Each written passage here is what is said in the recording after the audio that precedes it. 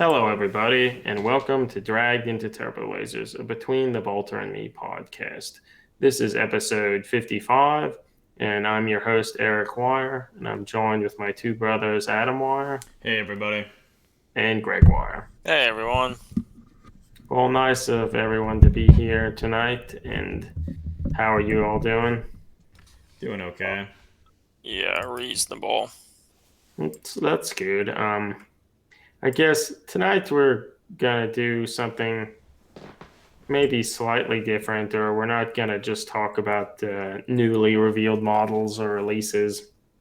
Um, we thought we would actually talk a little bit about Games Workshop's most recent version of Warhammer Quest, Blackstone Fortress. And we've talked about this at least a little bit, probably on previous episodes of the podcast, with kind of a focus on some of the models and maybe what those models might be used in and things of that nature. But I thought with this, we could actually talk a little bit more about the game itself, since all three of us have played it at least briefly.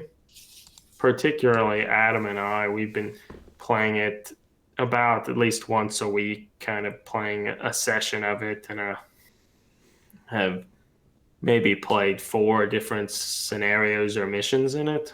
Unbelievable. Yeah. Yeah, it's Yeah, quite a few. This is the first Games Workshop game I've played in a big way in years. yeah, Years. playing a game. Playing a game, amazing. um, Truly amazing. yeah, I'm surprised.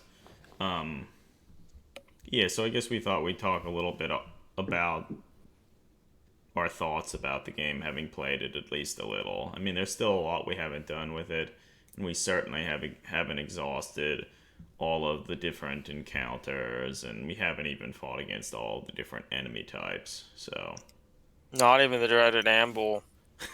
not even that. That was just released, and Yeah, and we I have think it.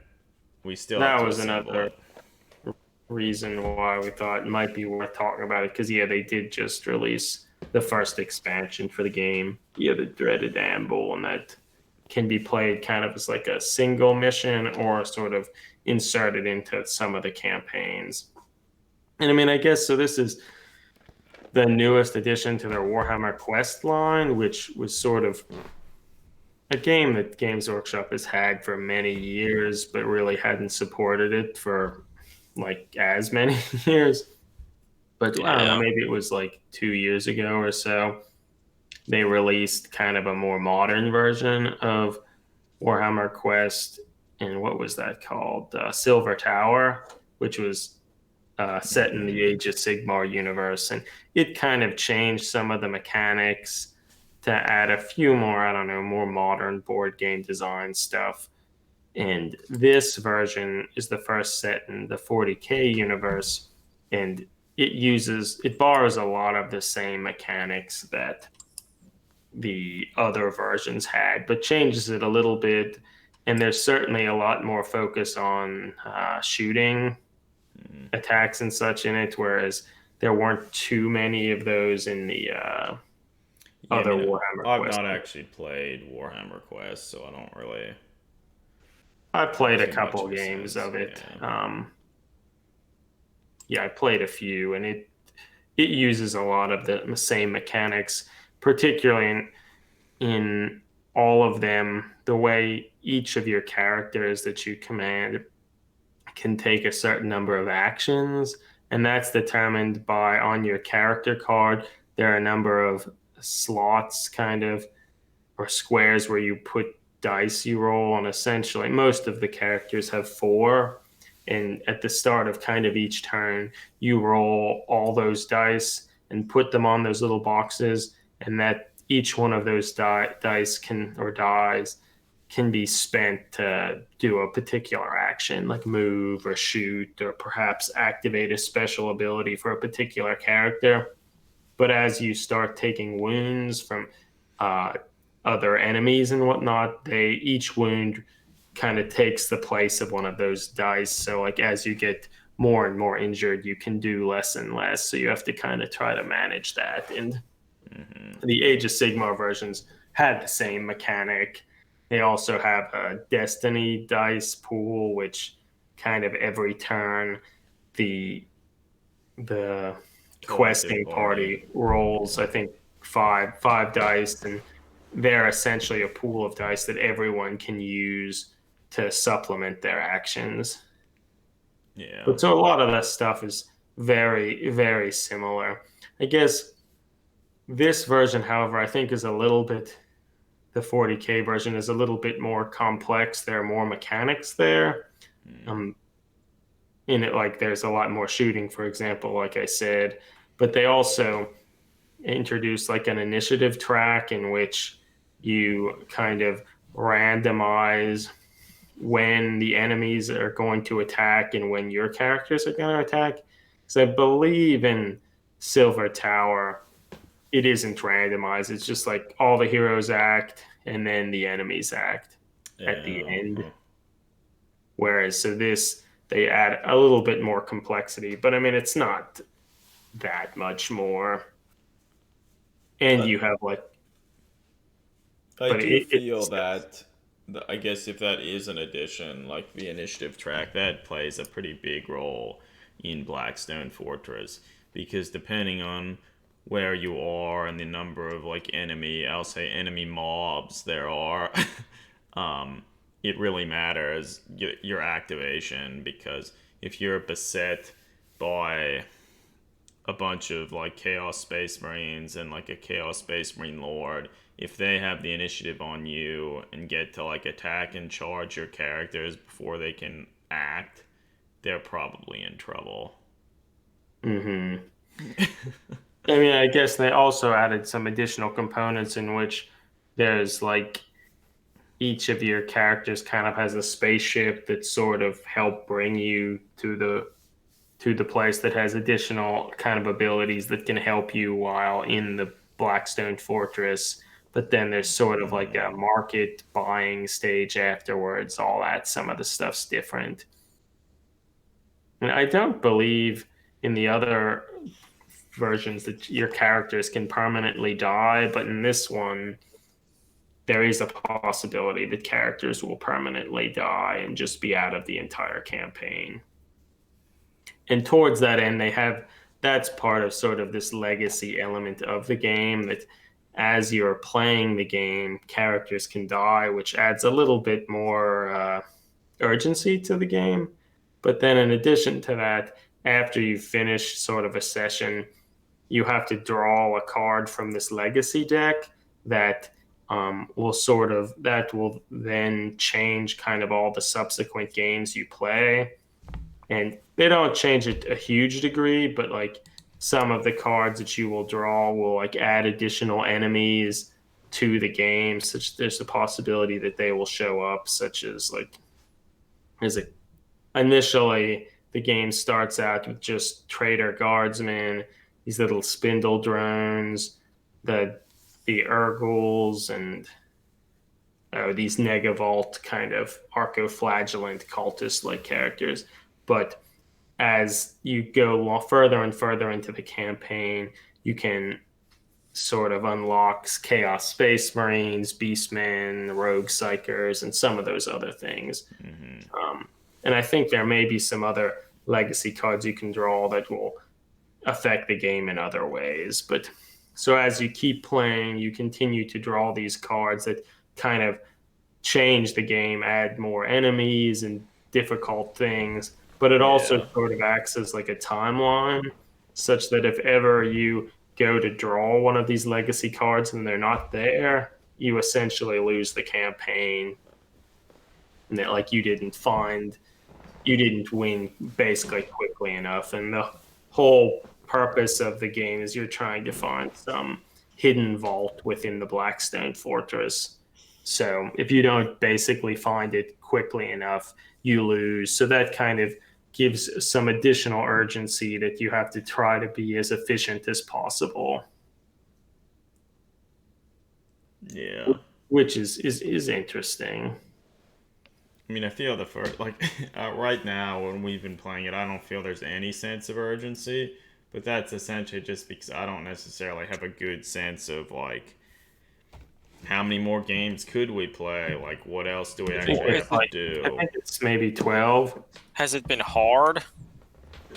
Like, Yeah, do you so feel like your characters could easily die, and that's then like, a very interesting element to the game. Like, I feel a lot of the times it just seems like, oh, like 6 Trader Guardsmen just showed up. Like, then you just obliterate all of them. Yeah, you can sort Right. of steamroll a lot of the Or stuff. like, oh, like it just turns up that because they're, even though there's the initiative track that we had mentioned that will determine who attacks first. So there's a possibility that they're all shuffled up and then like all of the mobs of enemies attack before all your heroes. But you're basically able to spend some of your action dice to get a possibility that you can swap your character's initiative with an enemy one. So by doing some clever plays with that, and certain characters have abilities that kind of manipulate it, you can often adjust it such that even if it was randomized, such that a lot of the enemies are attacking first, you can often kind of mitigate a lot of that. And because of it, it can be like, oh, like well, there were all these 4 groups of enemies, like 12 guardsmen, some of these cultists, all this stuff. And after all your characters have activated, you've killed like 70% of it all, Yeah, which makes so it seem like, it's pretty easy. But when things start to go poorly, like if you do let some enemies get through and they're able to charge you or whatever, like you can really die quickly. yeah, so I feel a lot of it like you really need to try and gain the initiative, particularly depending on like the enemies and stuff you're trying to fight, because I mean each of the characters, the majority of them only have 4 wounds, and um, it's not that hard for certain enemies to inflict those wounds. yeah, Like particularly like the Chaos Space Marines or the Chaos Space Marine Lord. I mean, he can inflict a ton of wounds on you, and like most of which negate your ability to like save or anything like that. So I feel that's like one of the, because if you can get kind of 2 types of wounds in the game, just a normal wound, which just takes off a wound and removes one of your dice, but you can potentially recover that with an action. But then if you take like a critical hit wound, or they call them grievous wounds, those you can never get back it, until like the end of that game whole game. So like if you suffer 1 or 2 of those relatively early, like you're like permanently crippled and you like can't do anything. yeah, and I Yeah, also feel some of the difficulty could change dramatically depending on which adventures you bring along. yeah.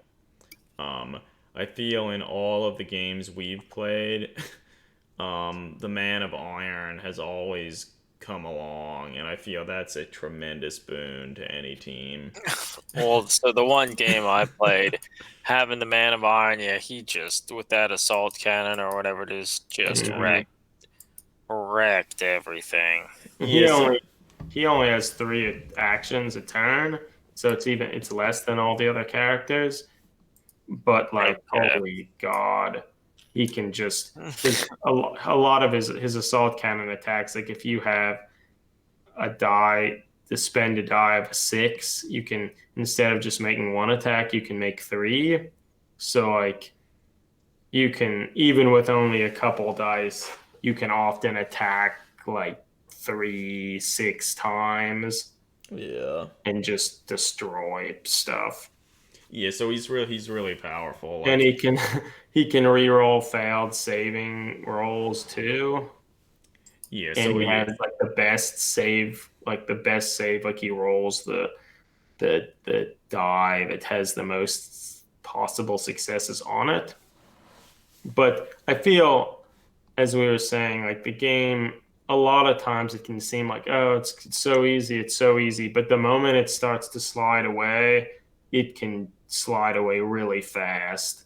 mhm. Like if you do let some Like if you don't kill that Chaos Lord and he can charge you, like his like Thunderhammer, like you can't even make saves from, and he rolls like a lot of attack dice such that he could easily in like basically one attack just kill a character. So like from the games that Adam and I have been playing, it hasn't been wildly hard, but like if a few things would have went slightly differently, it could really have gone poorly. Yeah, and so essentially all the games we've played, Eric, you and I, and with some of our other friends, we've only used 4 adventurers. Is that right? That's right. Yeah, so we've used Janice Drake, the Rogue Trader, the Man of Iron, the Legend, the Man of Iron, Yeah, legend. the Eldar Ranger, and the Navigator, and they work pretty well together. Like the Rogue Trader, I feel he's kind of a garbage character for everything except his he has a special rule where every round you can make a free roll to try and change your positioning on the initiative track. Mm, And so that's very It's helpful really good.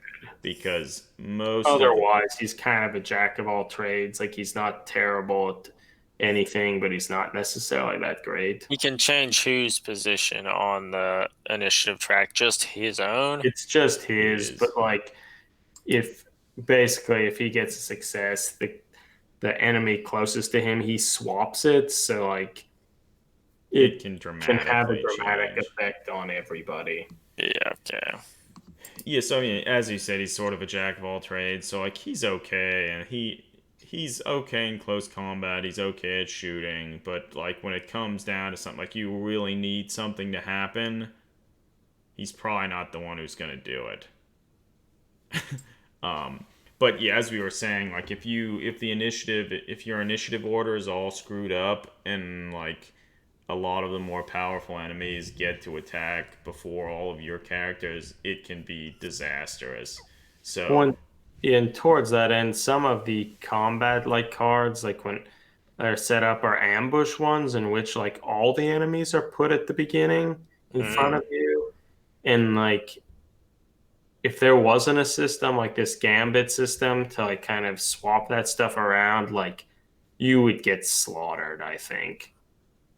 yeah, But because it does sort yeah, of end up resulting in something that seems a little bit unfun. It's just like, oh man, we were ambushed by these four groups of enemies, but like, okay, let's roll some dice and use these abilities, and like, oh, now we're all striking first.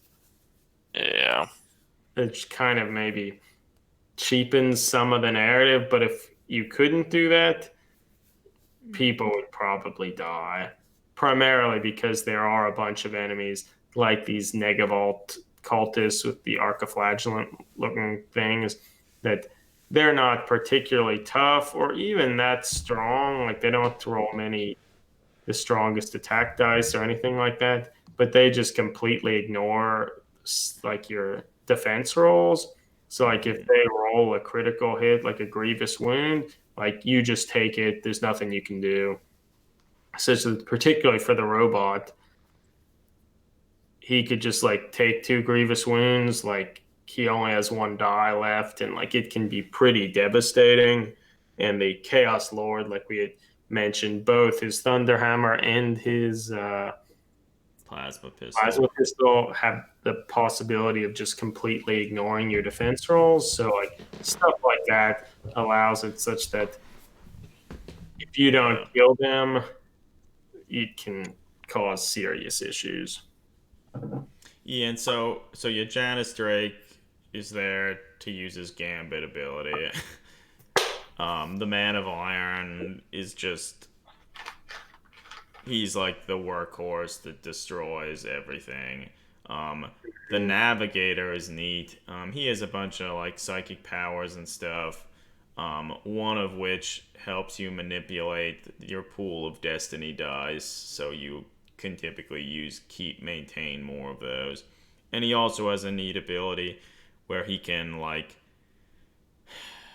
control enemy movement, and you can use that to like move like models different places, and it can be helpful to like move enemies like into line of sight or out of cover and stuff like that. And then the final character we've used has been the Eldar Ranger, and I feel she's been surprisingly helpful too, primarily just because of her sniper rifle. It works really well at like very long ranges, and depending on what your dice rolls are that you use to activate her rifle, um, they ignore cover. And And you can reroll failed. yeah, So if like, you fail to wound with one of the shots, you can then re-roll it. So she, she along with the robot are the main damage dealers. yeah, at least in our experience thus far. But the robot can like take a lot of punishment, whereas the Eldar Ranger cannot. No, I feel out of all the characters in the campaign, probably the Eldar Ranger has gotten the most beating, and part of that's just been due to unfortunate happenings and rolls. But Yeah, but so overall, I think the game, at least thus far, has been pretty fun. Like the initiative and the ability to kind of manipulate those things and try to optimize what each character is going to do and whatnot has been pretty fun. And the fact that there are different enemies that can get revealed has all been pretty enjoyable as well. Have you run into a lot of the enemies thus far? like sort of funny, the first new enemy like group of enemies that we added to the game that we could potentially encounter was the Chaos Lord and his like Space Marine friends. Huh. So we That's fought. all at random. It's random. Yeah, you had a random ability to add like an enemy, and it could have been the Beastman, it could have been the Chaos Yeah. Lord, or, Yeah. and we ended up chancing upon the Chaos Lord. And Yeah. so one Okay. thing that I think is also, and so I guess yes, we sort of said this before. There are a lot of things that could randomly really screw you and your party over, but they put in enough ways that you can sort of manipulate some of that stuff such that it never really feels that bad.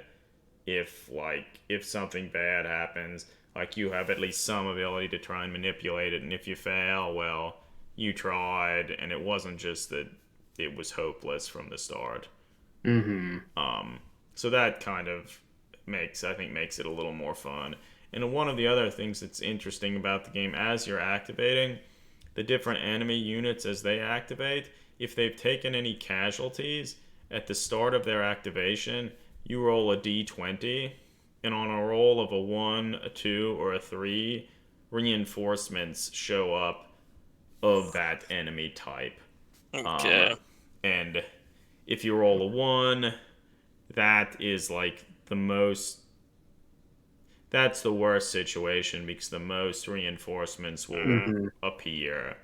And probably one of the most humorous things that happened was, I think, the past session we had where our first encounter we ran into the Chaos Space Marine Lord and his two Chaos Space Marines, and we were able to manipulate the initiative such that we could we could uh we could go Strike first. first. We could strike first, and the Eldar Ranger, I think, was able to kill the two Chaos Space Marines and hurt the Lord a little. The Lord ended up then charging across the battlefield and like damaging the robot. And then in the second activation, we had to manipulate the initiative again such that all of our characters could act first. And Mm-hmm. then they were able to kill the Chaos Lord, and we were all like, heck yeah, we did it. Like, thank God, because if we hadn't, we would have been so screwed. And so then We killed all of them. Then my Eldar Ranger activated and like ran across the board to try and like search some of the rubble and stuff. Then it came time to the time when the Chaos Lord would activate, which they were all dead. I rolled the d20, rolled a 1, and then the Chaos Lord and his Chaos Space Marines were immediately back, right next to the Eldar Ranger. And fortunately, Eric was controlling the Chaos Marines and he rolled really horribly. And I think he only caused like a wound or two on the Ranger. And she was then eventually able to escape before being killed. But it's just like, yeah, immediately. The turn we killed them all, in that same turn, they all came back immediately. That's funny. So you do Yes. sort of have to be a little careful because like any like almost at like any time in like the different turns, like things could really dial it up and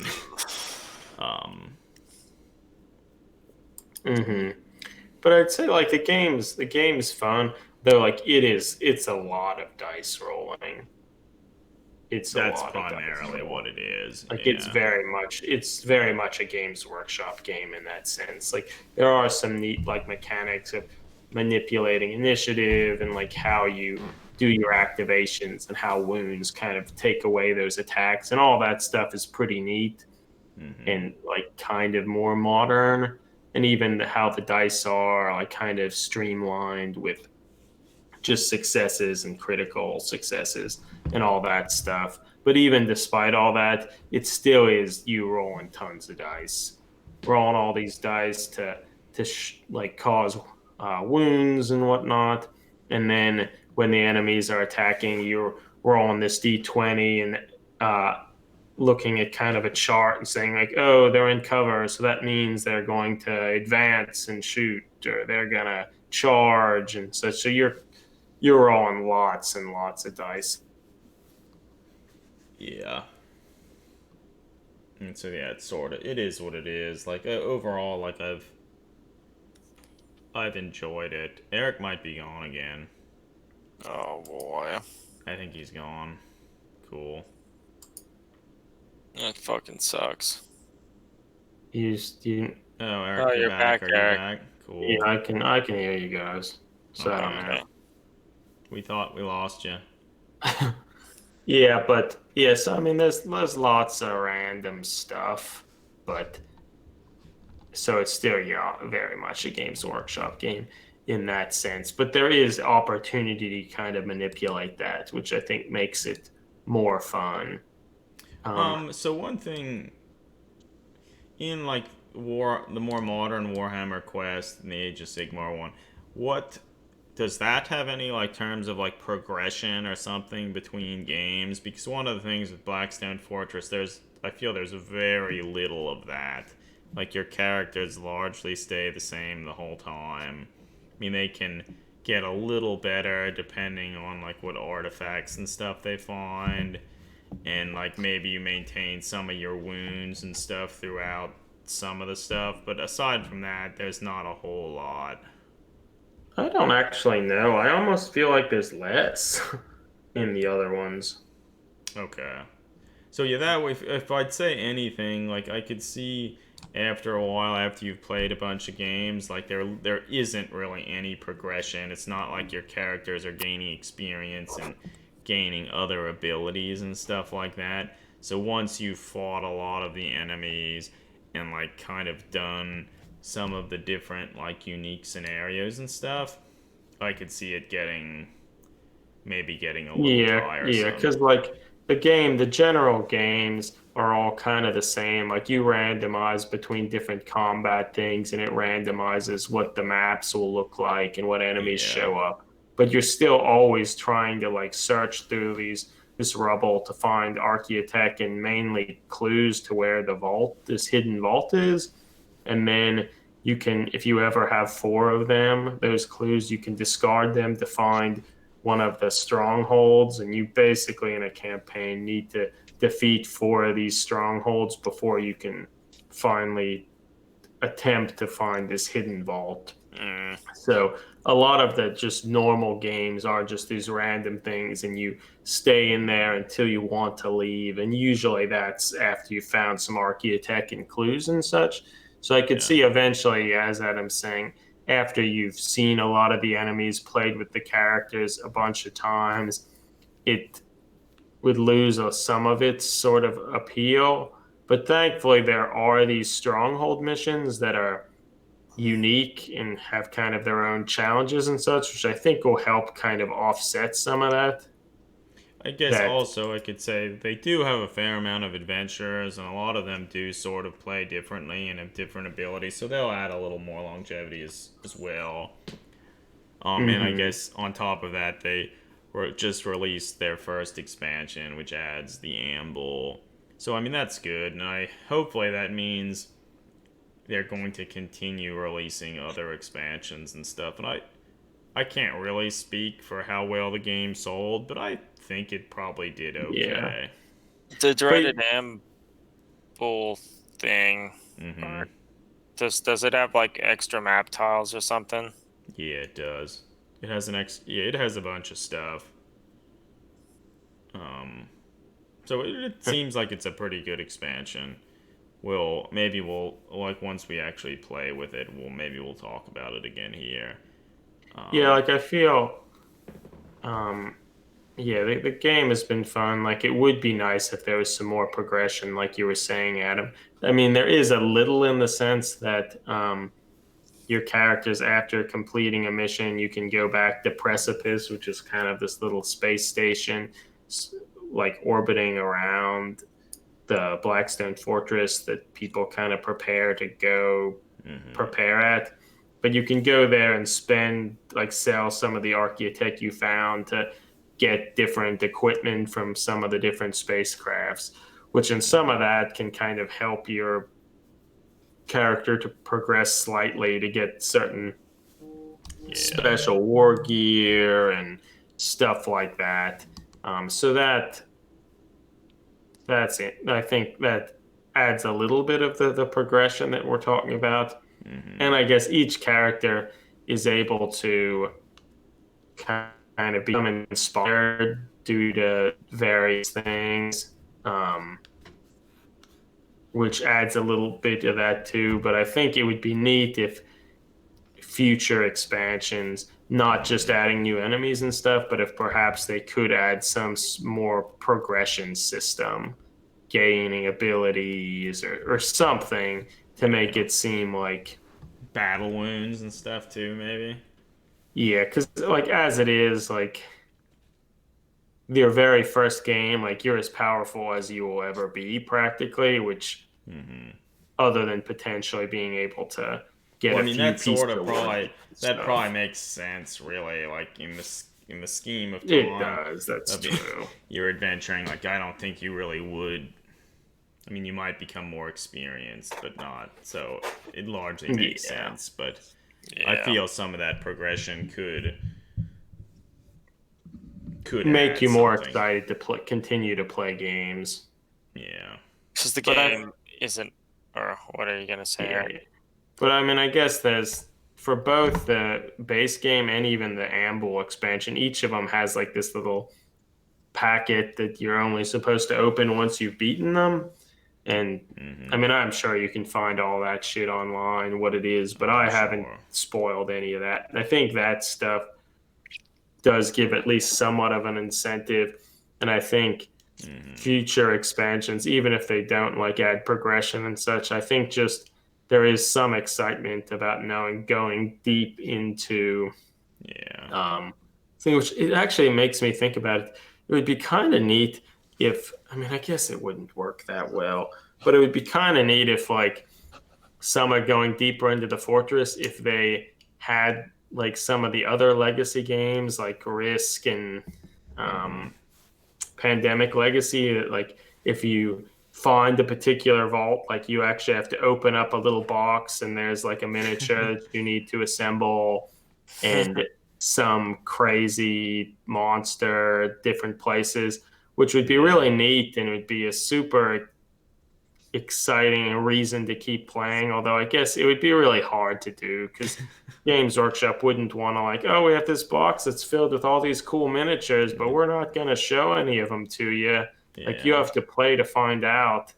And even if they did do that, The like internet would be awash with pictures, all the stuff, like no matter yeah, what like shit it is. instantly someone would tear it all open and tell you like, oh, and this is all the Xenos creatures you find here, and but still, if somehow they could do a little of that and emphasize some of the legacy elements that other board games have been experimenting with, I think it could be pretty neat because a lot of what makes the setting cool is this idea of like you have no idea what could be in the fortress and Yeah. like what's the technology behind it and whatnot. And currently in this initial But game, you like do actually know what's in. yeah, it's just like chaos this is there and not even creepy demon shit, just like some trader guardsmen and generic chaos space marines. So Well, that I I, feel is why the first expansion is so exciting. It's like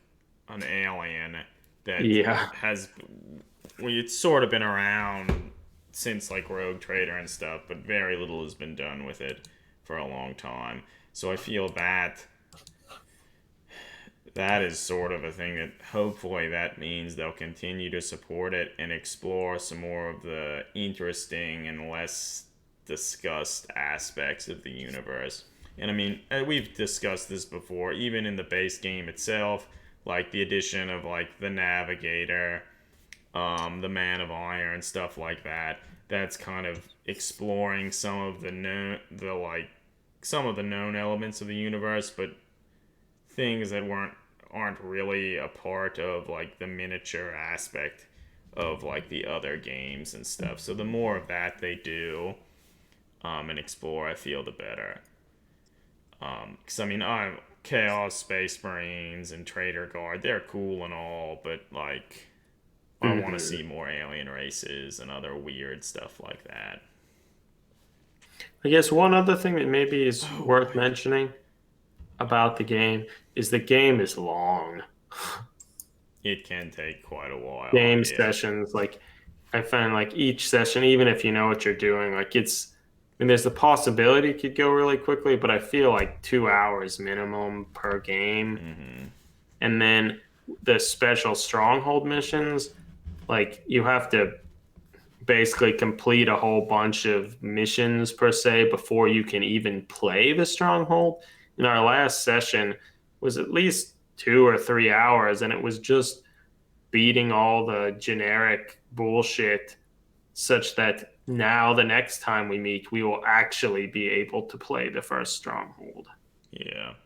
So like it's not necessarily a bad thing, but like it You need the you right need a group of lot of people to play. time to play it, and a lot of the stuff you end up doing is somewhat repetitive. Mm-hmm.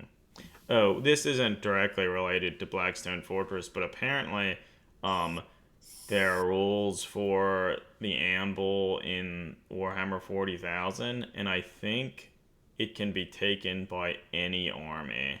It can, yeah. Hmm. So that that's great. Damn, if I played if I actually played Warhammer 40,000, I would have an amble for one of my Yeah, armies. Hell yeah, yeah. I'd have an amble. They're great. Like Supposedly, I don't think his rules are particularly strong, but what is strong are the little worm things that are with him. the boreworm infestations. I think they're Really? mainly strong because like they're only like 12 points, but it could be like a whole detachment, like or part of a detachment's 12 points, such that it's a cheap way to fill up Oh portions my of a god. detachment to get more command points. Oh Like, boy. why spend like before, like the cheapest character I could get as an elite choice was like a 20-point commissar or something. But like now, these little worms are perfect. They're 12 points to fill that slot. Oh It's something like Jesus. that. But I'm first to admit I'm not very knowledgeable about Yeah. 40K and their stratagems and battalions and all that stuff. But Yeah. whatever. It's fine. It's fine. I don't know. Like, we'll see how much time I have, but I would actually love to paint the Amble that we have. Like, I love But I mean, yeah, like him. overall, I like the game. I like the setting. I like a lot of the models are really good. It excites me about the possibility of more models, more Hmm. crazy Xeno stuff, more Imperial stuff, more of all of this stuff excites me. And Hmm. I think the base game is good. Like it can be a little long at times and can kind of swing this way or that at times, but overall it's been fun. It's fun to have a Hmm. group of friends to laugh about the stuff, and you can somewhat role play it too, which I think could be pretty neat as well. So like I think it's a pretty strong effort, and it's legitimately a board game, so Yeah, I've had fun with it. I've had a that's lot of good. fun with it. Like I want to keep playing it and need to find that hidden vault. Yeah, so we give it our seal of approval. It's fun. If you had any inclination of like going out and buying it and playing it, try and actually play it. I think you'll have fun with it. Yeah, I think And it's worth playing, even if you did get it primarily to convert stuff. Even if you have to proxy a few things or whatever, it's worth playing. yeah, I mean, I feel the only thing you'd really have to proxy are the Chaos Space Marines and stuff because they're not good. Yeah, they're bad. I'm more just saying if you I know. converted some of the stuff into Yeah, other yeah, things, you might need to proxy something. Because God yeah. knows you probably didn't convert those bad looking Chaos Space Marines into anything, so you probably still have No, those. you have them. Yeah, But like the cool models, like the Navigator yeah, and stuff, maybe you wanted to convert them because. yeah. But yeah, no, I think it was a really good effort, and um, I'm really excited to see more expansions, and both for converting stuff and literally just playing the game, playing one of Games Workshop games. So Mm-hmm. it's impressive. Impressive. Yep. Need So to assemble the amble. yeah, I'll bring it for the next session. We Okay. can assemble it. Excellent.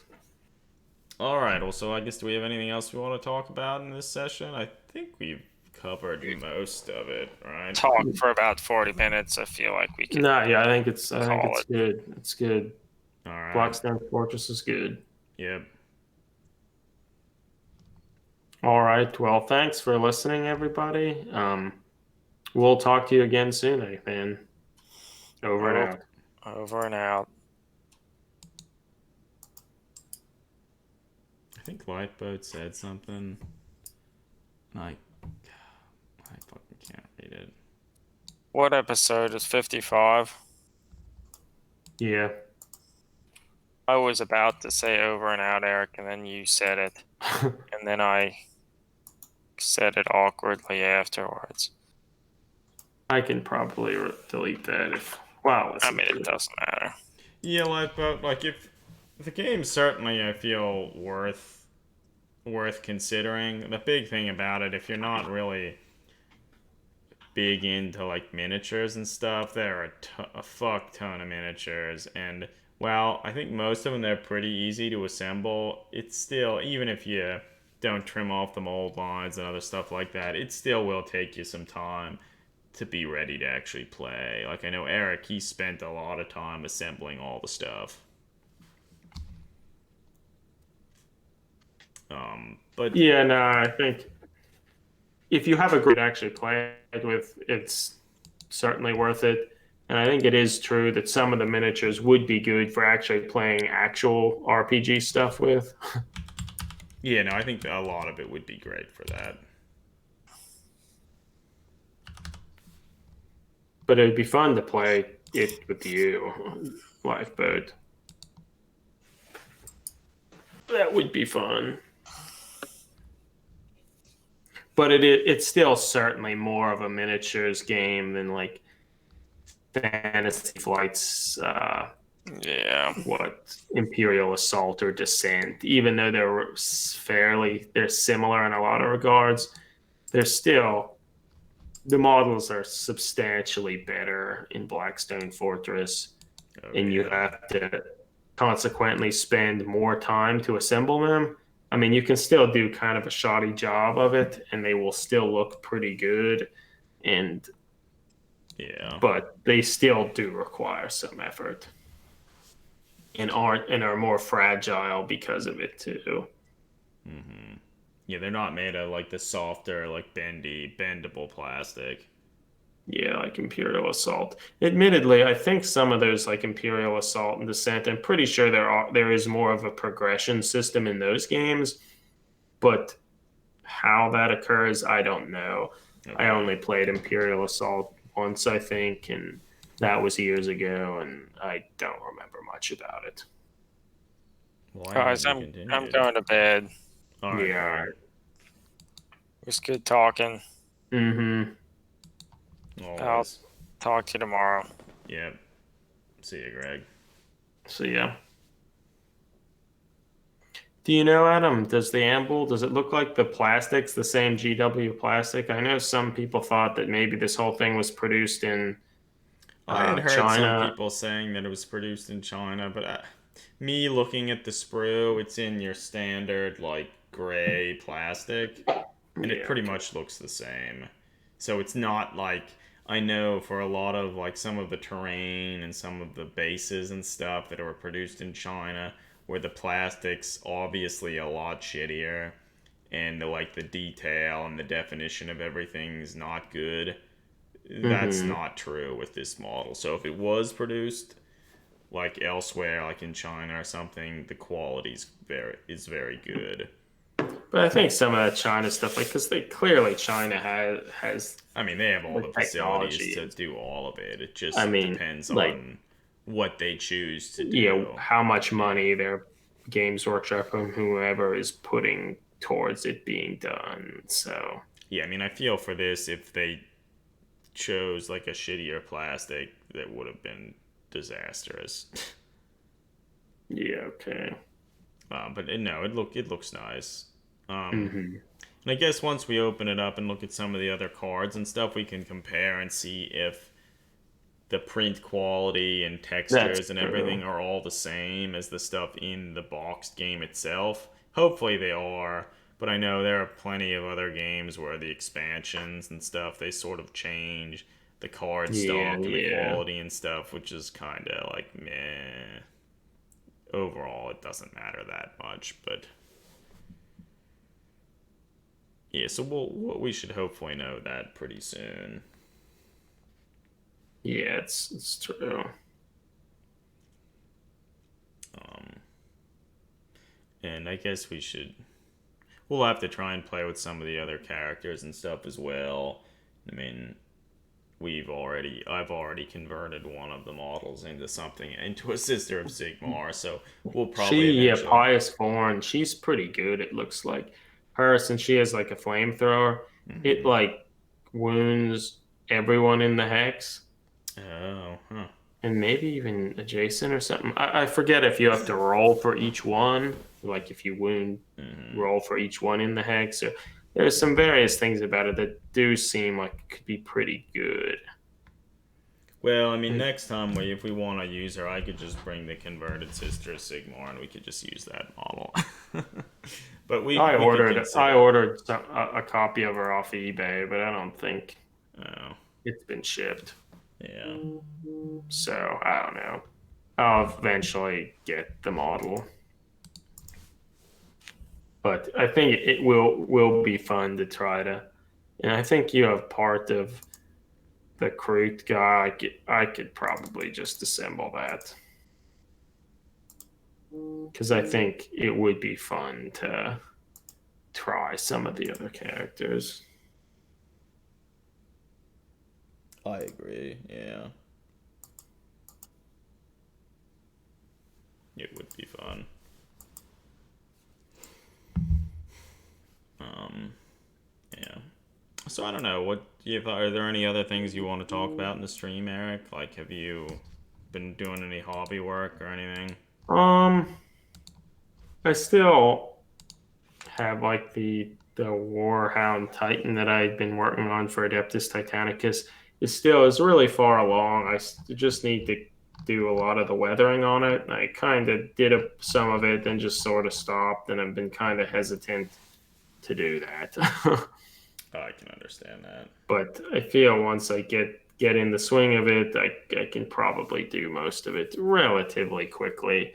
Hmm. But and so I'm excited to finish that. And I've been working a little bit on That's a one of game we the should try and play. yeah, but I've been working a little bit on one of the ghosts that for the my Mordheim warband. Did a bunch some of the green stuff work on the model, and Hmm. so Yeah, I need that's to good. keep doing that. Yeah, that's largely what I've been working on is the different Mordheim models. I still have a lot that I have to make, Yeah, we but actually played our first game of Mordheim, yeah, or we did like a pseudo game. small pseudo game. Each of us had four models, and it's it's an interesting game. It Like, was brutal. yeah, I feel the game certainly you can tell there it has a lot of like holdouts and stuff from the edition of Warhammer that around the time when it was released. So there are a lot of like almost like design choices in the game that I don't know if they transition super well from like a massive army level game to like a skirmish setting. Um, but Yeah, we no, it haven't is. I It don't is we haven't really true. played enough to really be sure, but like some of the things like any attack that is strength 4 or higher from 4 and upward you minus 1 from the armor save of like so anyone who has the strength of 4 if they strike someone they'll reduce the armor save by 1 and then if they have the strength of 5 it'll reduce it by 2 and I mean overall that's fine but the level of armor and stuff in Mordheim is like pathetic. um, a lot of things like the best armor you can get, the heavy or largely the best armor, the heavy armor is a 5+ save. So like almost just about everything just completely, maybe not completely negates, but negates a lot of the armor and stuff that you have, such that Yeah, almost it's it's almost not almost even so worth easily buying. negated. That and the cost of armor in Mordheim is like ridiculous. I feel yeah, a lot of the stuff, a lot of the war gear, armor, weapons, and such, to almost like tell a narrative thing, they make the costs really for certain things really high to make it like, oh, this is rare, and if because it's then we'll show that by it being expensive, and that's kind of neat in some sense in a narrative way, but they don't have enough benefits like rule wise to make it worthwhile. Like spending 50 points to get a suit of heavy armor that will almost always be negated to almost useless when you could instead get like 4 zombies. Like doesn't make or like 3 zombies or a suit of heavy armor. Like doesn't make a whole lot of sense. So I don't know. Like I feel you just you have to go in it just sort of with narrative in mind and trying to have fun with it. Yeah, I agree. And so that's another thing we're gonna as we continue to build our different war bands and stuff, we'll continue to play games, and I imagine we'll talk more about our opinions on some of that stuff. So, if you're at all interested in that, look forward to it. Yeah, but actually, yeah, so we never actually played Mordheim either when We it had sure come didn't. out. Like we had played a bunch of Gorka Morka, which was kind of I don't know a similar game, but just with orcs, Mad Max orc sort of thing, and it basically had the same rule set as Necromunda and Mordheim, although they were vehicles and whatnot.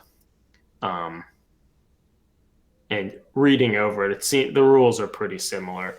Admittedly, it's been years and years since I played even that, so I don't know. But I would have to go through and look both through that rule set, the old Necromunda rule set, to really see how they changed. But they seem pretty similar. And to all honesty, a lot of the Mordheim rules are very similar to um, even just the newest version of Kill Team that Games Workshop released. Like, it uses a lot of the same modifiers. Like, Yeah. they're very much cut from the same cloth, just with a few things to streamline different elements and whatnot. So, and most of it, I think that streamlining is probably for the better. Even though the games ultimately, as I was saying, the games are, I think, are relatively similar. One thing that Mordheim, I think, does have that was pretty neat about it is that it has all these different war bands that are pretty distinct from one another. Whereas like Gorka Morka, you chose whether you were like kind of supporters of Gork or Mork, but by and large, the war bands were all the same. And in Necromunda, while there were the different gangs and such, they were also pretty much the same, except Yeah. maybe these ones have slightly different weapon restrictions and stuff. So it's neat that Mordheim, like all the war bands, are pretty distinctly different. I mean, whether or not they're balanced, that I'm not really sure. And I'm sure they weren't quite balanced, but I think ultimately anyone playing these sorts of games kind of has to realize like they're never 100% balanced, and a lot of it is just Yeah. trying to tell your own narrative, create neat characters. Like you don't have to like min max everything. Like, oh, everyone's gonna get clubs because they're like so much cheaper and still good, but make sure you use that free dagger. And I don't know. Like I feel you could kind of game the system pretty hard if you wanted to, Yeah, you could. but if you go into it just wanting to tell a story and such, I think you'll probably have more fun with it. And so I'm excited to, and part of why we wanted to start to play more time a little bit, like we're building war bands and whatnot, but we wanted to start to test out the rules again, kind of dip our feet in the water, and maybe actually even modify kind of the war bands we're building and such that once we actually play some of the games in the Mordheim 2019 event later this year, we won't be kind of blindsided by it. But I mean, still, despite that, it's not like we want to like try to make war bands that are like the best possible. Like we still are hoping to make ones that are kind of characterful and interesting looking. Yeah, I But think overall that's what the goal that's is. still the most important thing. But it's still fun to be thinking about one of these sorts of games again. And I think one thing that can be said also about Mordheim, like it's cool the warbands are different, and it's also cool that like the older Necromunda and Gorka Morka and some of this stuff, there's a pretty in-depth progression system in which your Yeah. characters can gain experience, get injuries, and in at least Mordheim, you can find all sorts of interesting parts of the city, and bad stuff can happen, and like all that stuff. Even if there's some fiddliness with the rules at times, like all that helps to create kind of a narrative and a sense of place that's pretty neat. Yeah, I mean in the first little game that we played, um, in essentially the first two actions, my like sister Sigmar matriarch was taken out, and then immediately after that, Eric's vampire was taken out, and then and Yeah. then at the end of the game, Eric's vampire warband, they found like an old well or something, and then Eric's vamp. What happened to your vampire? You like, Yeah, so like I found a well and you could like go into the well and down there to find some gold or whatever. And if you rolled a one, however, you'd like fall in the well and end up drinking some of the tainted water, and then you miss the next game. And yep, my vampire fell in. he fell in the well. And I guess my leader Which as well. vampires She are immune to poison though, so maybe he's immune to maybe that. he's fine. Hopefully he's fine.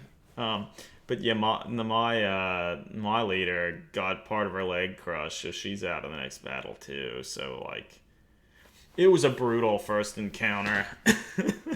Yeah, no, it's yeah.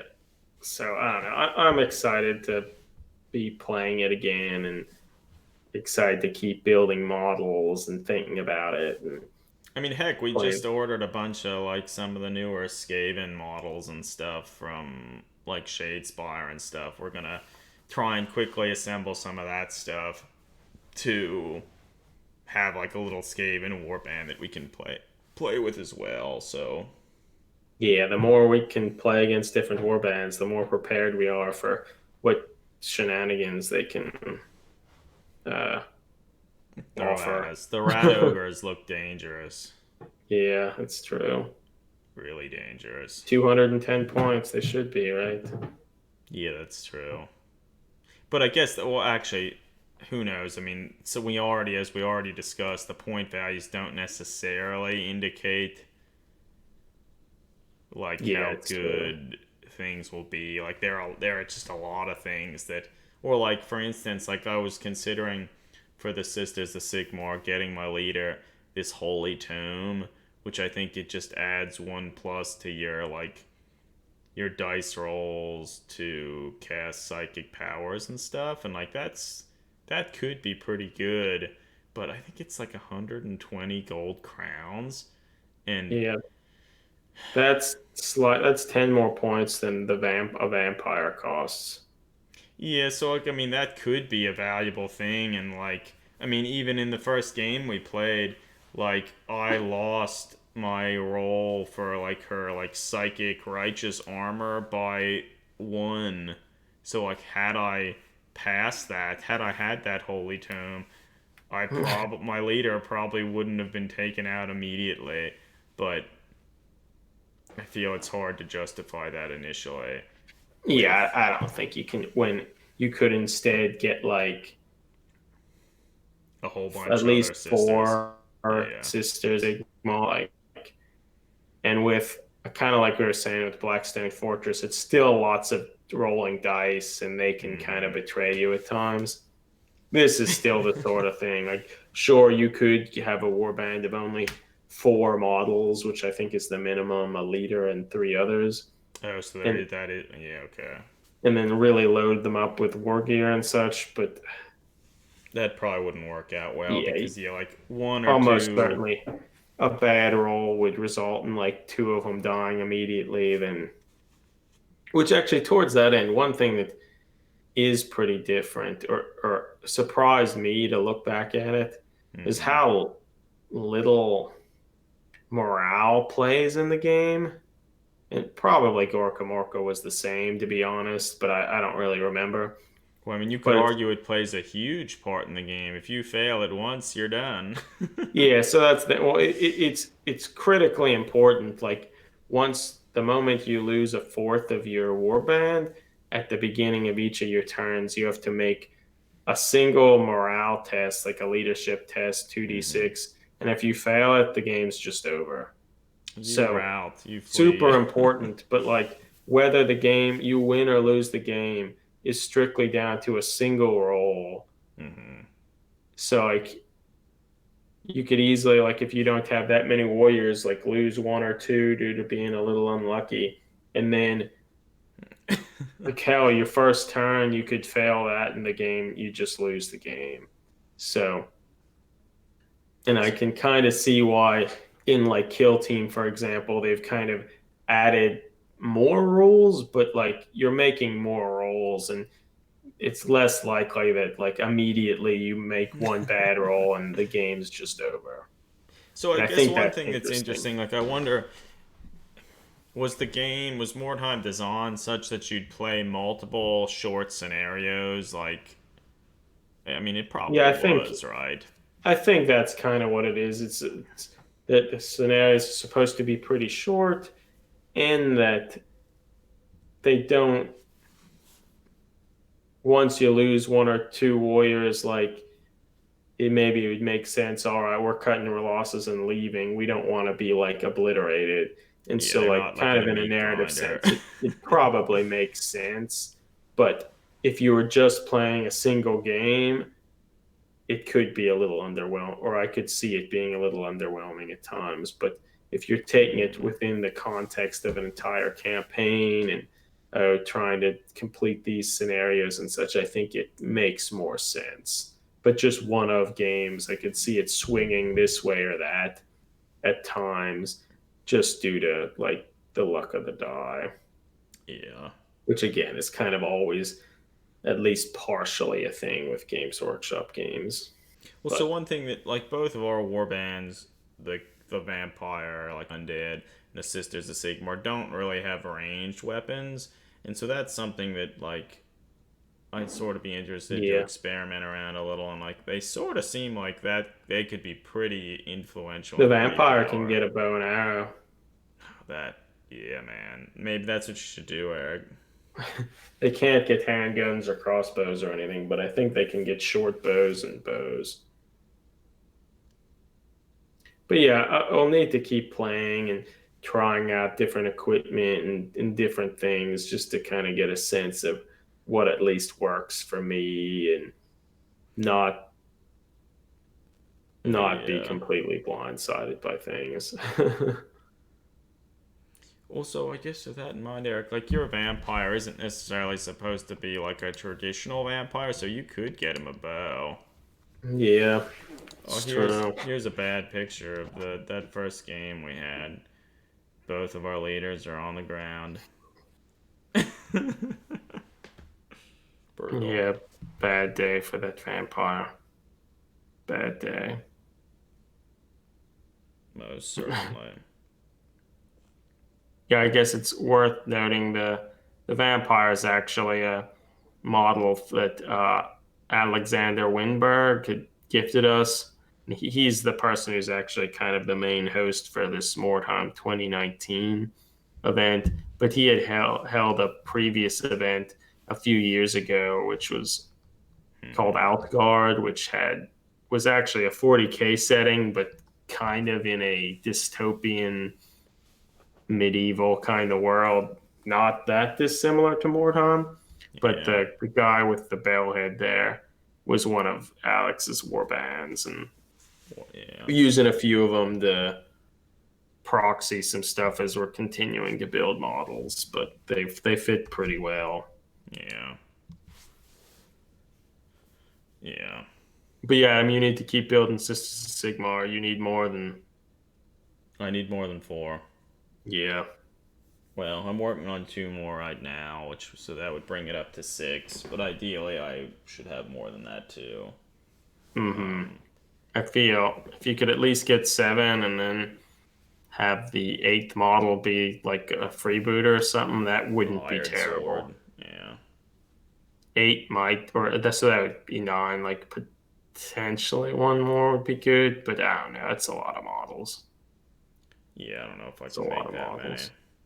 That and like part of the notion of the sisters of Sigmar, at least these ones, they've been around for a long time. Like I feel they're more experienced, they have more equipment and stuff like that. So that's obviously gonna be costly. Particularly if some of them have heavy armor. Oh,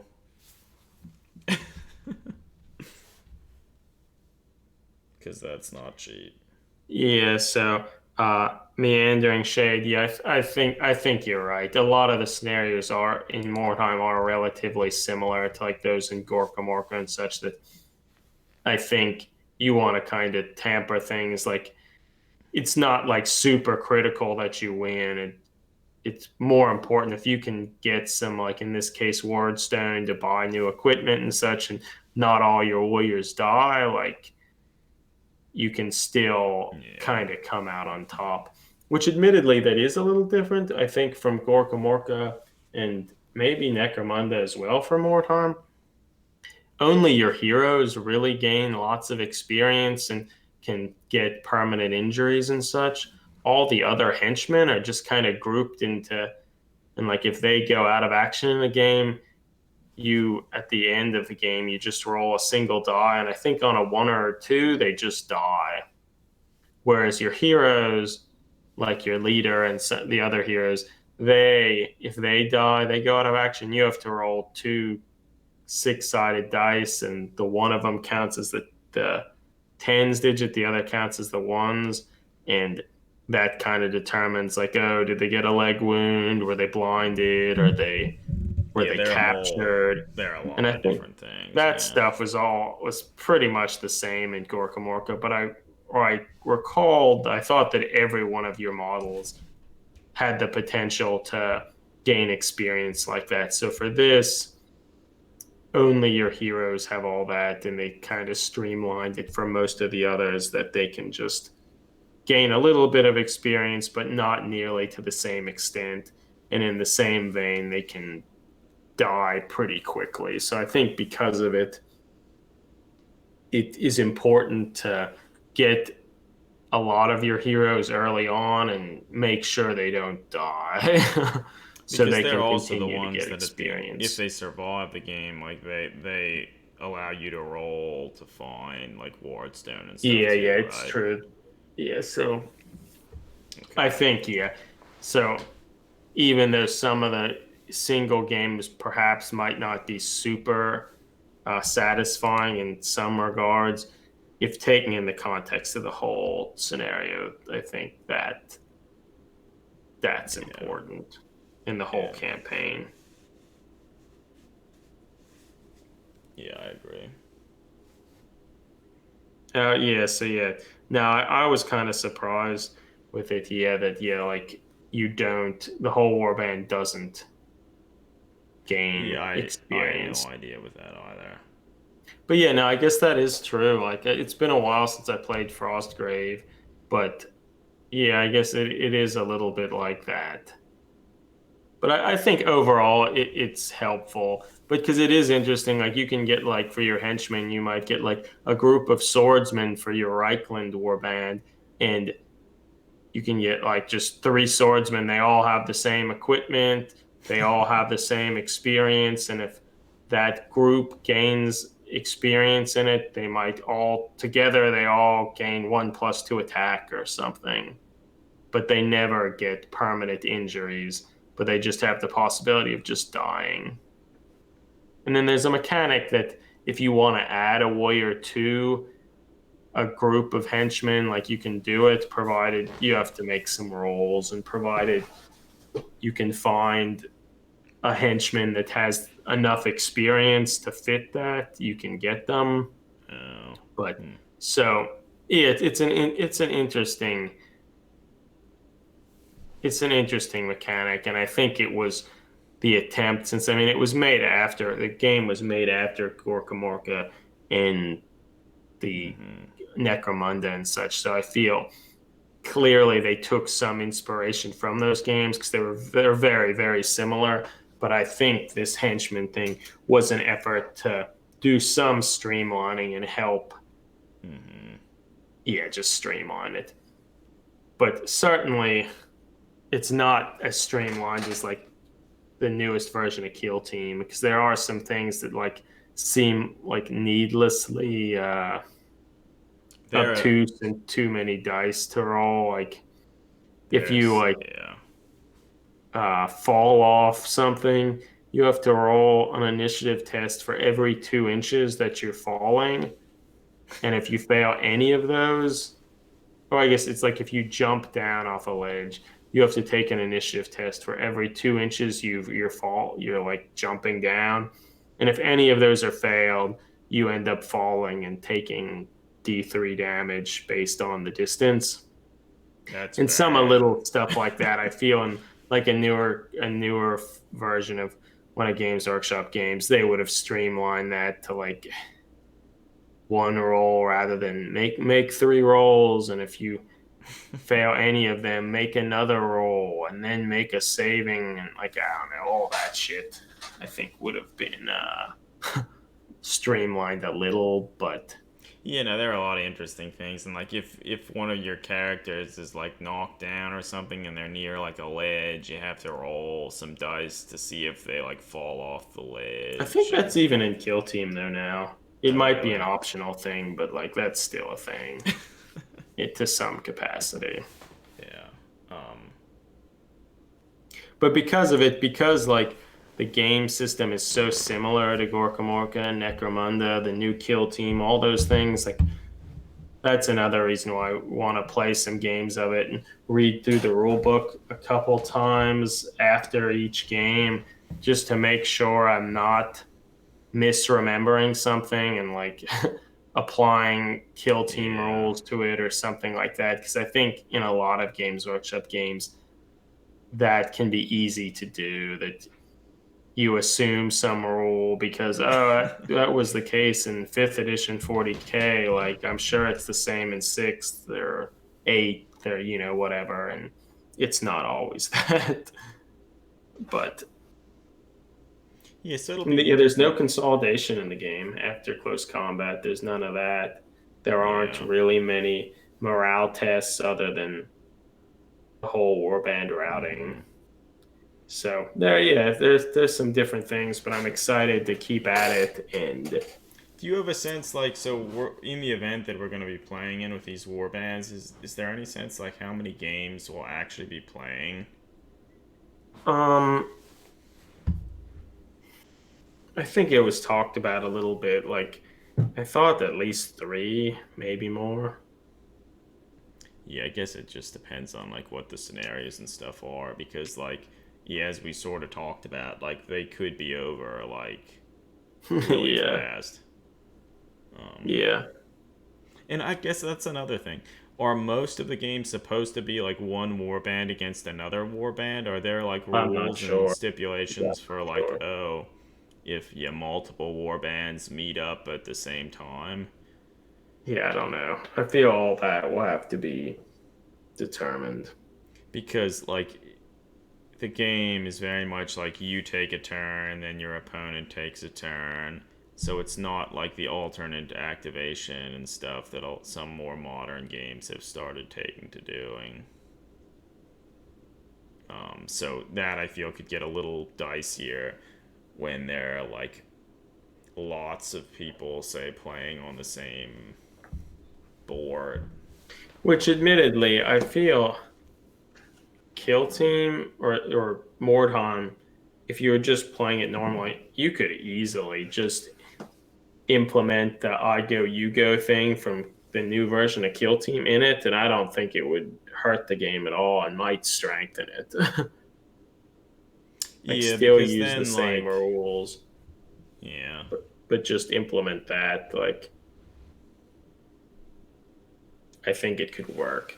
Well, so I guess that's something we could actually, as we're playing our test games and stuff, we could try doing some of that stuff and kind of see Yeah. how it works. But yeah, I don't know. We'll see. We'll I see. mean, I guess it kind of changes how close combat is, though, more so than the Yeah. others, but I don't know. Yeah. I guess I wouldn't have to that much. But, well, Hmm. Well, so I guess I don't know. I think we talked about most of the stuff we wanted to talk about. Do you have anything else you want to say, Eric, before we wrap this up?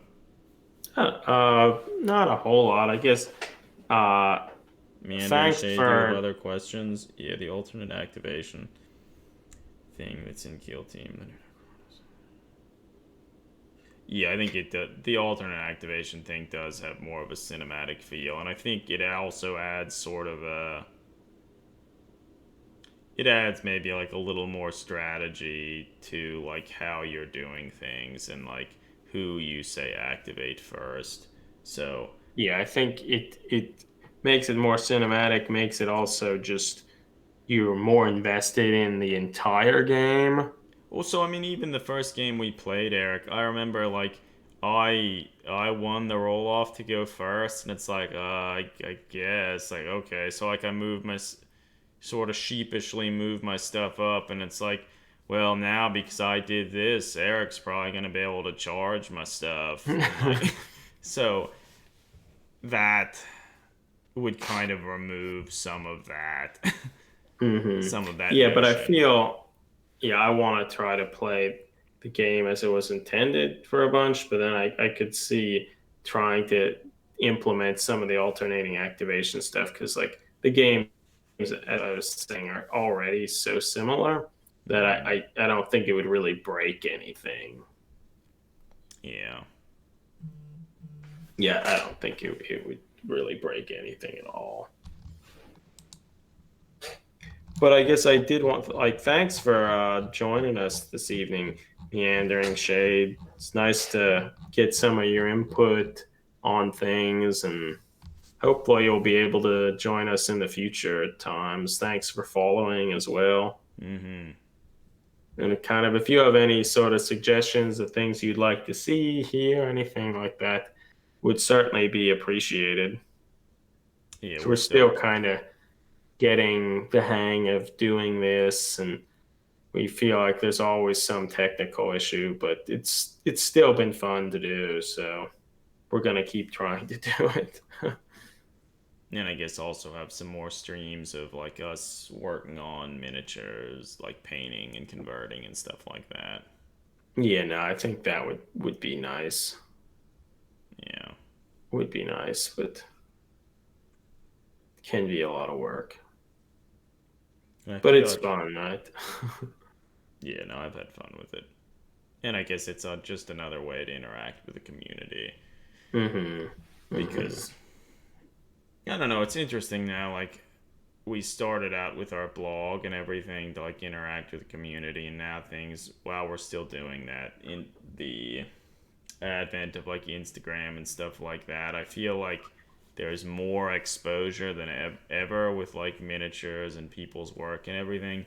But in some sense, there's almost even less engagement. Oftentimes, you like show some of your stuff and it just gets a whole heap of likes and stuff, and that's it. Yeah, no, it is true. But I feel even despite just getting likes, we still do probably get more comments on stuff on Instagram Yeah, than I we'd think ever. overall we do. So, I mean, admittedly, oftentimes they're like just like awesome model, but still. So I don't know. It is interesting. There's more engagement in some regards, less in others. It's just different. yeah. But and so yeah, hopefully streaming like this, as we kind of keep optimizing it and whatnot, hopefully it will be able to, add sort of a new element to this and way to kind of interact with the community as a whole, and kind of all of us get more out of the hobby that we, have already just devoted like a fair amount of time to. Yeah, that's my thought as well.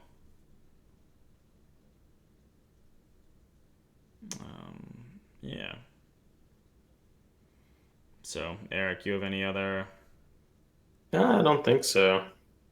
Oh, actually, I don't we think got so. an. I just randomly managed to catch you on a sleepless night doing some painting. Oh, that's good.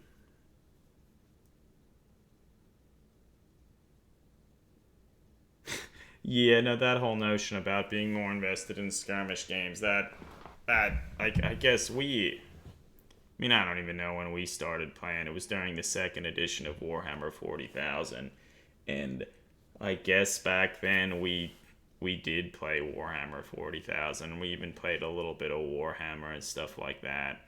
Um, but now I feel as I've become more and more invested in the hobby, like I spend more and more time on each individual model, and it's to the point where I don't know. I don't think I could ever make an entire army, or if I did, it would just be me slowly building it up over years and years and years. And because I feel like even like the last like every time I play a game of Warhammer 40,000, which it's probably been like 3 years, like by the time I play the next game of it, I'm sure there'll be a different rule set. Yeah, like the game has completely changed. What's good, bad, what special characters are available to list. Like it all changes. And so yeah, I feel well, we started at second edition and like attempted to play 40K all throughout and have armies and such. Like the game that I feel we started with and really played the most and really came to love was Gorka Morka. Yeah, I feel that was the first one we actually read the rules and really played it. So that's something we should do sometime. We should try and play Gorka Morka again. Like 7 years ago, I went back and played a bunch of games of it, which admittedly that was still 7 years ago, so that's a Yeah. while. Um, but yeah, so I don't know. Like I almost feel like I always liked skirmish games better, but now further into the hobby and such, and spending a lot of time just creating, converting characters and all this stuff, like it now the fact that skirmish games have sort of had a reinsurgence again has allowed us to kind of step back into it. You know what? I guess we actually could play games again. Whereas like for a while it's been like, well, we've finally come to terms with ourselves that yeah, we're not gonna be building huge armies and playing. So like we're not gonna play anything. But now that skirmish games are more of a thing again, there is sort of that opportunity and to like, oh, play some Inc. 28 stuff, modifying Inquisitor or either the Inquisitor rules or Necromunda rules to just play with your own eccentric war bands, or even just kill team with some general 40K stuff. I think it has allowed us to like reassess this and realize like, you know what, I guess we could start playing the games again too. And then with things like Blackstone Fortress 2, that also has another opportunity for us to still enjoy the hobby for like the miniatures and the converting and all that stuff, which was the main thing that I think brought us to it to begin with, but Yeah. still play some games. So I think that's neat. Yeah, I agree. I agree. I guess yeah, you're right about that. uh, Meandering Shade that I guess second edition they were smaller games and Rogue Trader was probably even smaller than that. So I guess Yeah, it was ever more about some of the early individual on they've been characters. pushing more and larger armies like Apocalypse games, like Get Your Bane Blades and all that. And Well, I I mean, mean it's back, obviously to yeah, sell models and such, but buy your battle forces. yeah, but I guess all that stuff has for a long while just been kind of shifting away from what's exciting to me, like competitive gaming. There's nothing wrong with that, but it's never like the thing I wanted to do. Like if I want to play a really tight, balanced game, I'm not gonna be playing a Games Workshop game. I would rather play some other board game that like there wasn't like 80% of the focus put on these models and then the rest to kind of fit something that kind of works. I would rather play a game that was really designed to be balanced and whatnot. Yeah. But if I want to play like a narrative based thing where I can create characters or kind of get lost in some narrative, I think Games Workshop games do really excel in that. So Or they can. yeah, they can. And there's opportunity for it. And there's opportunity for doing some like introducing some role playing elements and that sort of thing. So I think that is a strength of Games Workshop stuff. And their skirmish games in particular make that easier to do, but still have kind of the fun of building Hmm. uh, models and that sort of thing. Well, I guess, in that I should say that we have played some games of Kill Team too, Eric, more recently. So, damn, I've played so much in the past few months. That's incredible. Yeah, no, see, that's just kind of about what sort of the time we're in, where we can actually play Games Workshop games again when they're not solely focused on, um, Building your yeah, whole solely army. focused on building large armies. And yeah, I'm glad that Games Workshop has kind of realized that there are other markets there that they can cater to that doesn't, and by doing that, it doesn't have to lessen their other ventures and their other games. So Yeah, I agree. I agree.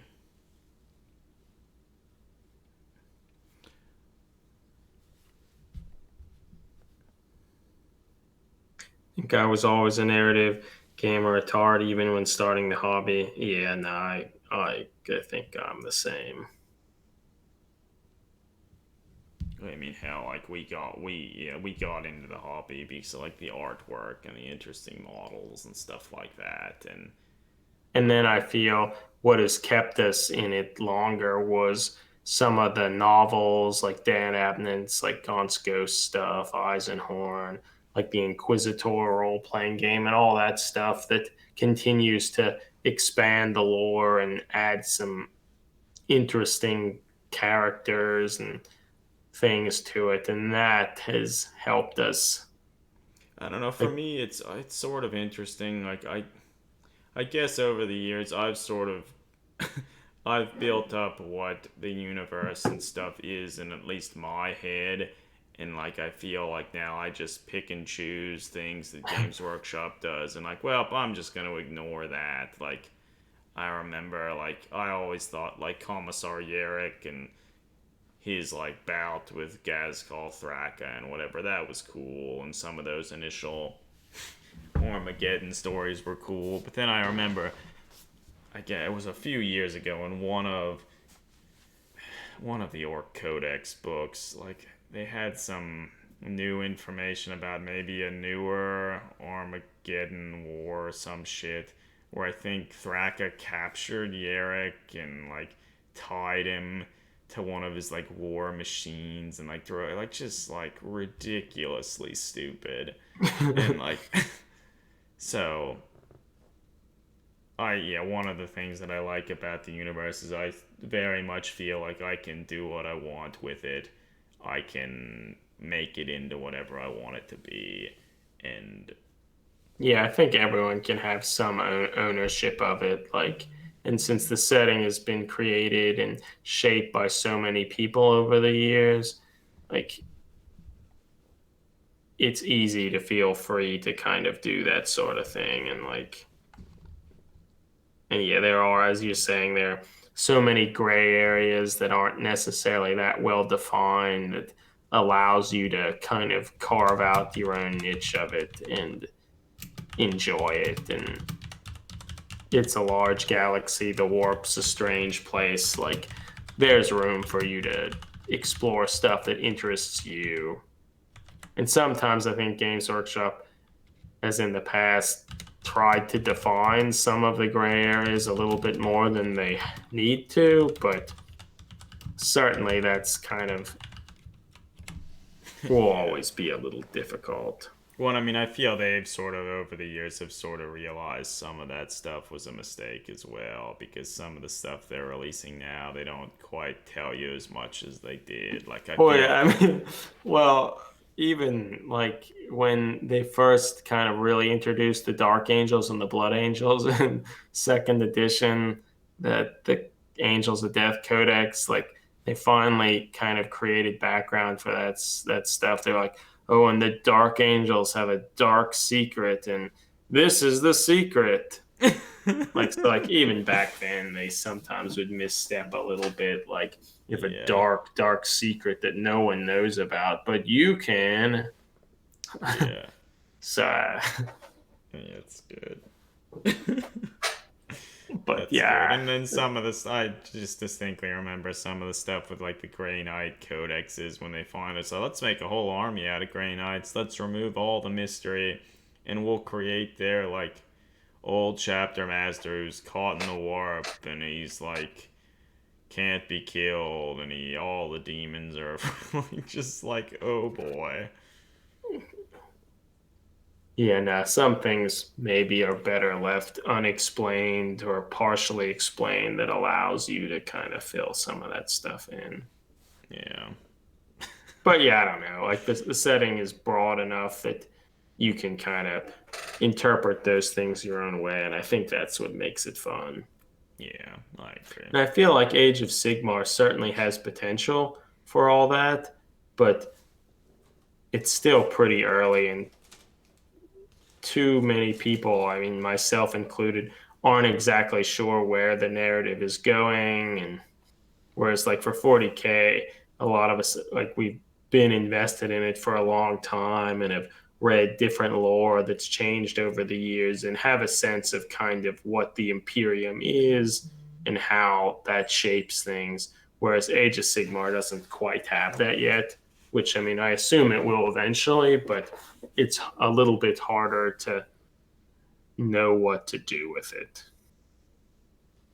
Whereas, like, Yeah. for 40K, you have lots of freedom, but like the Imperium of Man and that sort of dictatorship of everything is a good kind of gives you a foundation of something to build off of, but not really be that restricted to. Whereas in Age of Sigmar, I feel you can kind of like almost do whatever you want, and that kind of makes it harder in some sense. Yeah. But well, I feel maybe we should maybe cut this stream now. Yeah, well, thanks for staying with us and chatting. It's been fun. Actually, Yeah, Dark like Angels hopefully we can. Turbolasers. You can join us again sometime, and we keep doing this stuff. Like it would be nice to continue to talk. You know, I see you're saying something about the Dark Angels. Yeah, Yeah. No, I agree with. Yeah. yeah. No, like the Codex Imperialis. That book was great because they mentioned all sorts of things, like briefly about the Imperial assassins, Grey Knights, Inquisitors, different stuff about Space Marines, and like they gave you just enough to be interested, but they didn't explain it all. Whereas it would have been pretty neat for the Dark Angels if they like suggested all this stuff, but it was more a rumor rather than them just telling us that like, oh, they have a secret, this is the secret, and everyone else, like other inquisitors and stuff, they kind of think they might know the secret, but maybe they don't know the secret. Like, would have been neat if the viewer or the reader ourselves were also kind of in that gray area where we think we know but aren't sure, Well, rather that's. than just Well, being yeah. told that that's what Well, that's why I things like the. are. I feel I like the Alpha Legion quite a lot because, or I mean, maybe I haven't read all the fluff or whatnot, but at least to me, the Alpha Legion are still sort of in that gray area where like you can sort of decide for yourself if they have allegiance to the Emperor I or am the Empire. Alpharius. Yeah, no, Dan, like Legion, the first Alpha Legion book for the Horus Heresy, great, and some of, I guess, some of Dan Abnett's other stuff as well that has some Alpha Legion stuff in it is really neat because there is that Yeah, ambiguity that maybe they aren't, maybe they're evil, maybe they're not. What like and all that gives you a lot of yeah moral ambiguity and is neat. all right. Well, yeah. Thanks for joining us. Hopefully, you can join us on another stream, and we're hopefully we'll actually have some more regular streams. I mean, most times, just for the past month or so, every Tuesday we stream for like an hour or two. Typically, at least for us, it's 11 p.m. Eastern Standard Time in the United States, which I don't know what that is in the universal time, but so yeah, so feel free if you have time and you're, yeah, as you're saying, like a plate painting or whatever, we'd certainly love to hear your opinion about stuff. Yeah, I guess we also have a Discord channel that no one really goes to, but I don't even go it's on it. it's it's linked down there if you do want to continue to chat or whatever, or show some work in progress stuff, some of your models or whatever. We'd certainly love to see some of that stuff. Yeah, that's true. But yeah, so again, yeah, thanks for joining us, and hopefully we can continue chatting and stuff soon. Yeah. All right, everybody. Keep on with the hobby. Until next time.